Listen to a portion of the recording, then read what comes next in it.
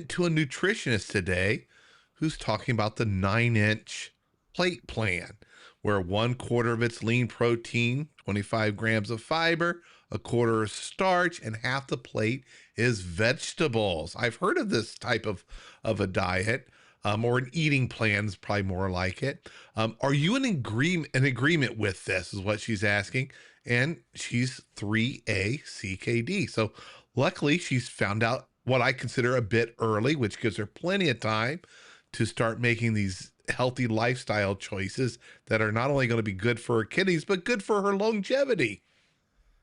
Yeah, well, you know what? Spoiler alert, like this is 100% approved, and it's basically just general healthy eating. So this is for those of us from back in the day, you might have heard of like the food pyramid. Like this is what we used to talk about, is like this is the healthy way of eating, and there's the pyramid with the grains on the bottom and all of this.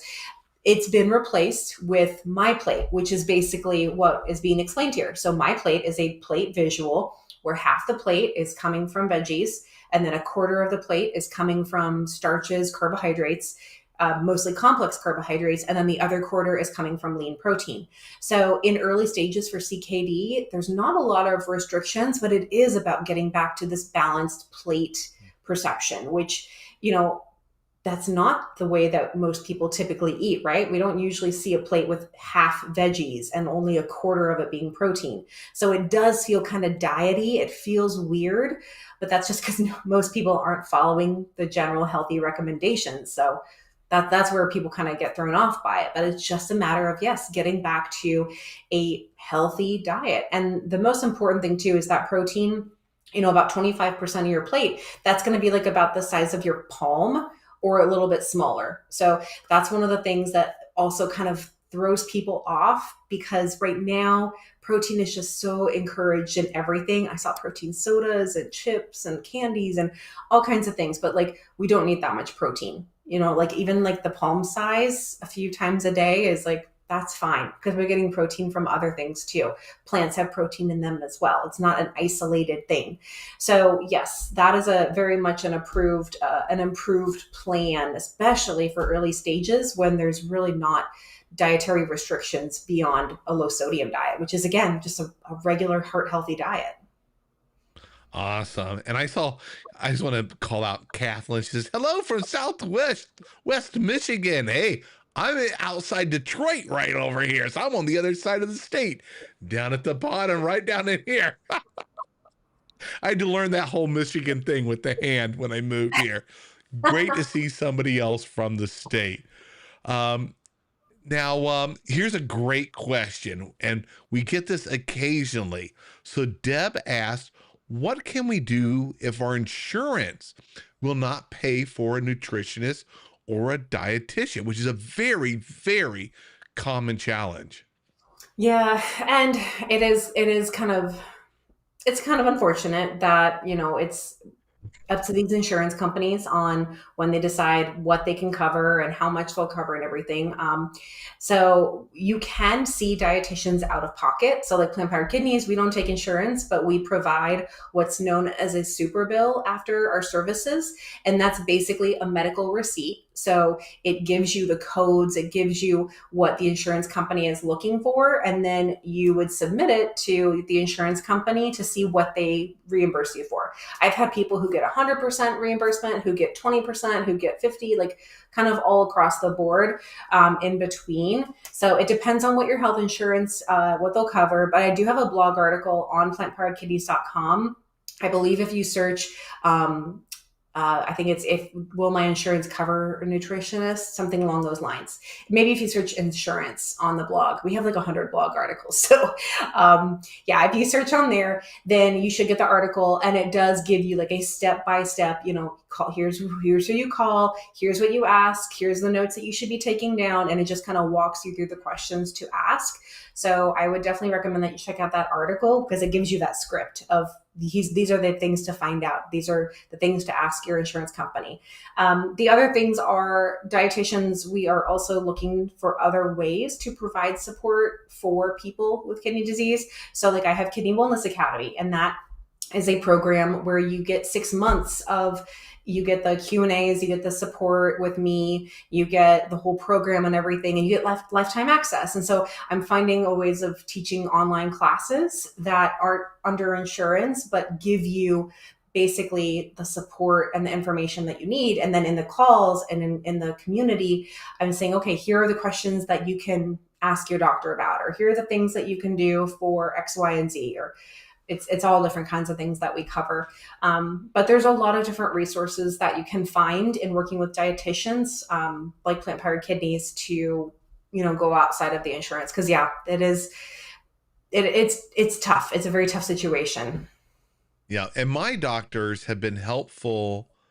They can sometimes code one of my health conditions, um, such as being overweight, to get me a little bit of time with a dietitian. Also, I have a health savings account, and I take those receipts and I submit them.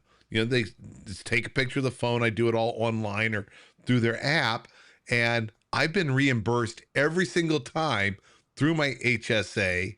I pay it, get the receipt, submit it towards my health savings account, and they've reimbursed me for it. So those are some other good options to look at. Now we are getting close to the end of our time, and here is I think an important question. Joan French says, Mm. is it okay to only eat half a bag of broccoli for lunch? That's all I eat. Is this healthy for my kidneys? Can you talk about that? It sounds healthy when you Mhm. think of it. Oh, it's only broccoli. That's great. But can you help shed some light on this?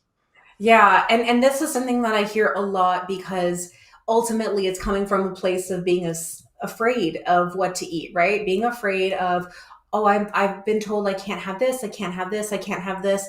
I want you to take a step back and be looking at, okay, were you told specifically that you can't have X, Y, and Z foods? Or is it just diving too far into Dr. Google and you're reading all of this fearful stuff online, which, like I said, a lot of people are still sharing really outdated stuff. That's not true. Ultimately, though, something like just having a vegetable for a meal, you're missing out on healthy fats. You're missing out on protein. Yes, even with CKD, you need protein. It's not that your body doesn't need protein. It's just that there's only so much that the kidneys are going to be safely taking care of. But your body still needs protein. And if you're not giving your body the protein, if you're not giving your body enough calories, it's going to hunt these things down, because it needs them to thrive. It needs them to do all the things that it's doing to keep you alive.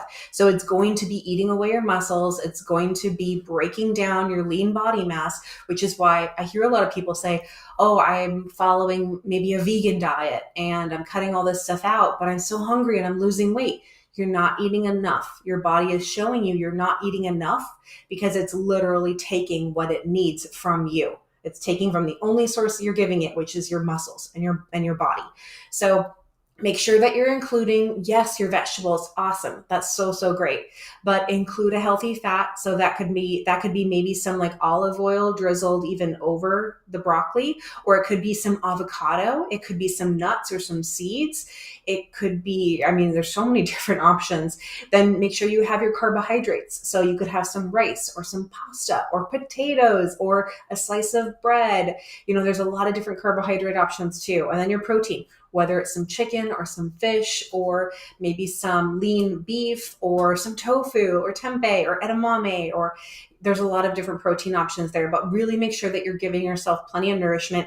If you are eating or think that you don't know if you're eating enough, but you're losing weight and you don't want to, or you're not supposed to, because if you have kidney disease, it's not a great time to be trying to lose a lot of weight, because you want to do it safely. You don't want your body to be breaking down your lean body mass.